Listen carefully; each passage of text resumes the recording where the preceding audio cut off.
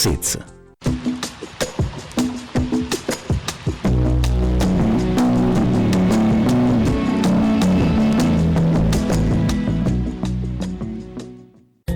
Lunedì 28 ottobre, Santi Simone e Giuda.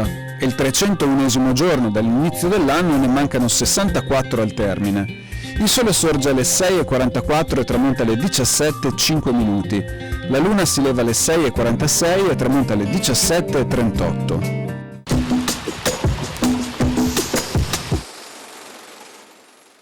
Per sviluppare l'economia del paese di Gambarare, il provveditor Giovanni Francesco Pizzamano stabilisce che il giorno dei morti d'ogni settimana si tenga mercato sopra la piazza, appresso la abitazione del reggimento sopra la Brenta, nel luogo chiamato la Maresana.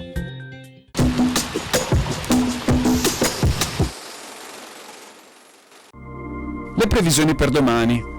Cielo da irregolarmente nuvoloso a molto nuvoloso o coperto. Probabili fasi di precipitazioni con limite delle nevicate in abbassamento fino a 1700-2000 metri alla sera.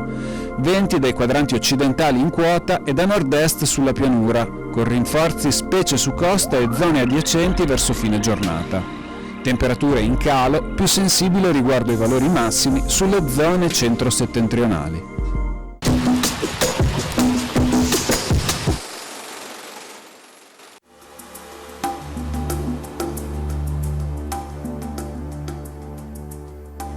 A 1392 metri di altitudine, tra la folta vegetazione dell'altopiano dei Sette Comuni, nel territorio comunale di Asiago, troviamo Forte Interrotto. Questo non è altro che una caserma militare costruita nel XIX secolo per ospitare il battaglione alpini di Bassano, trasformata in fortezza allo scoppio della Prima Guerra Mondiale per la difesa del confine italiano contro l'impero austro-ungarico.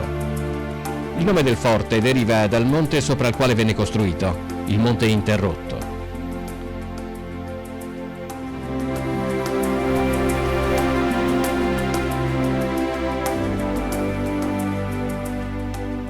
Antecedente al primo conflitto mondiale, venne direttamente coinvolto nelle vicende belliche e poi pesantemente danneggiato. Venne occupato dall'esercito austro-ungarico il 22 maggio del 1916 durante l'avanzata verso Asiago.